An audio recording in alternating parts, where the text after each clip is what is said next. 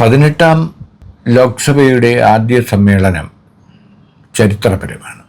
ജവഹർലാൽ നെഹ്റുവിൻ്റെ കൊച്ചുമകൻ, ഇന്ദിരാഗാന്ധിയുടെ ചെറുമകൻ, രാജീവ് ഗാന്ധിയുടെ മകൻ, അങ്ങനെ നെഹ്റു കുടുംബത്തിൻ്റെ ഇപ്പോഴത്തെ തലമുറയിലെ ഏറ്റവും പ്രഗത്ഭനായ അംഗം രാഹുൽ ഗാന്ധി, റായ്ബറേലിയിൽ നിന്ന്, വയനാട്ടിൽ നിന്ന് തിരഞ്ഞെടുക്കപ്പെട്ട രാഹുൽ ഗാന്ധി വയനാട് ഉപേക്ഷിക്കുകയും റായ്ബറേലി നിലനിർത്തുകയും ചെയ്തുകൊണ്ട് രാഹുൽ സത്യപ്രതിജ്ഞ ചെയ്ത ഈ സമ്മേളനം യഥാർത്ഥത്തിൽ കോൺഗ്രസിനെ സംബന്ധിച്ചിടത്തോളവും ജനാധിപത്യ വിശ്വാസികളെ സംബന്ധിച്ചിടത്തോളവും ഒരു ചരിത്ര മുഹൂർത്തമാണ്.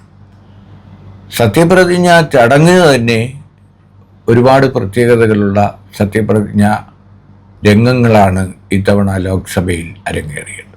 കാരണം ഭരണഘടനയായിരുന്നു ഈ തിരഞ്ഞെടുപ്പിലും ഇപ്പോൾ സമ്മേളനത്തിൻ്റെ 1ാം ദിനത്തിലും താരം.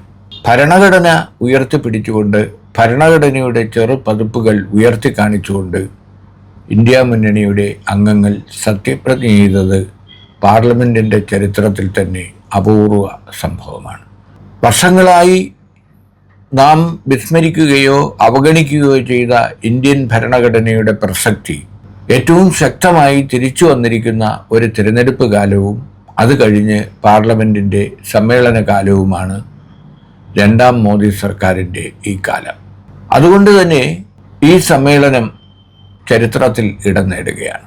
18ാം ലോക്സഭ അങ്ങനെ ഒരുപാട് പ്രത്യേകതകളുമായി അതിൻ്റെ ആദ്യ സമ്മേളനം പൂർത്തിയാക്കി.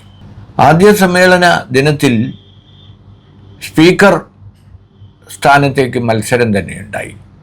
ഏറ്റവും സീനിയർ അംഗമായ 8 തവണ പാർലമെൻറ്റിലേക്ക് വിജയിച്ചെത്തിയ കൊടിക്കുന്നിൽ സുരേഷിനെ പ്രോടൈം സ്പീക്കറാക്കണമെന്ന ആവശ്യം അംഗീകരിക്കാത്തതുകൊണ്ട് ഇന്ത്യ മുന്നണി BJPയുടെ സ്ഥാനാർത്ഥി ഓം ബിർളയ്ക്കെതിരെ മത്സരരംഗത്ത് വന്നു. ഡെപ്യൂട്ടി സ്പീക്കർ സ്ഥാനം നൽകാമെങ്കിൽ മത്സരരംഗത്ത് ഒഴിവാകാം എന്ന സമവായം ചർച്ചകളിൽ ഇന്ത്യ മുന്നണി മുന്നോട്ട് വെച്ചെങ്കിലും BJP അതിന് വഴങ്ങിയില്ല. രാജ്നാഥ് സിംഗും മറ്റും സോണിയാഗാന്ധിയുമായും രാഹുൽ ഗാന്ധിയുമായും ഒക്കെ സംസാരിച്ചെങ്കിലും, ഗഡ്ഗെയുമായും സംസാരിച്ചെങ്കിലും ഒരു സമവായമുണ്ടായില്ല. അങ്ങനെ ശബ്ദ വോട്ടെടുപ്പിലൂടെയാണ് ഓം ബിർളയെ സ്പീക്കറായി തിരഞ്ഞെടുത്തത്. അപ്പോൾ ഒരു തിരഞ്ഞെടുപ്പിലൂടെ ഇതിനു മുമ്പും സ്പീക്കർമാരെ തിരഞ്ഞെടുത്തിട്ടുണ്ട്. എന്നാൽ ഏതാണ്ട് 10-35 വർഷത്തിന് ശേഷം ഇതാദ്യമാണ് ഒരു തിരഞ്ഞെടുപ്പിലൂടെ സ്പീക്കർ അധികാരമേൽക്കുന്നത്. മറ്റൊരു പ്രത്യേകത, കഴിഞ്ഞ മോദി സർക്കാരിൻ്റെ കാലത്ത് താൽക്കാലികമായെങ്കിലും ലോക്സഭാ അംഗത്വത്തിൽ നിന്ന് പുറത്താക്കപ്പെട്ട, കോടതി വിധിയുടെ ന്യായം പറഞ്ഞുകൊണ്ട് ലോക്സഭാ സെക്രട്ടറി ജനറൽ പുറത്താക്കിയ രാഹുൽ ഗാന്ധി ഇത്തവണ വളരെ വർഷങ്ങൾക്ക് ശേഷം, അദ്ദേഹം MP ആയിട്ട് തന്നെ വർഷങ്ങളായി, പക്ഷേ ആദ്യമായി അദ്ദേഹം പ്രതിപക്ഷ നേതാവിൻ്റെ സ്ഥാനത്ത് എത്തിയിരിക്കുകയാണ്. സ്പീക്കറായി തിരഞ്ഞെടുക്കപ്പെട്ട ഓം ബിർളയെ അദ്ദേഹത്തിൻ്റെ ഇരിപ്പിടത്തിലേക്ക് ആനയിച്ചത് പ്രധാനമന്ത്രി മോദിയും രാഹുൽ ഗാന്ധിയും ഒന്നിച്ചാണ്. രാഹുലിനെ ഹസ്തദാനം ചെയ്ത് സ്പീക്കർ മുന്നോട്ട് നീങ്ങുന്നതിന് മുമ്പ് തന്നെ മോദിയും രാഹുലിനെ ഹസ്തദാനം നൽകിയിരുന്നു. അങ്ങനെ പ്രധാനമന്ത്രിയും പ്രതിപക്ഷ നേതാവായ രാഹുൽ ഗാന്ധിയും ആനയിച്ച് ഓം ബിർളയെ വീണ്ടും സ്പീക്കറായി അദ്ദേഹത്തിൻ്റെ ഔദ്യോഗിക സീറ്റിലിരുത്തുകയാണ് ഉണ്ടായത്.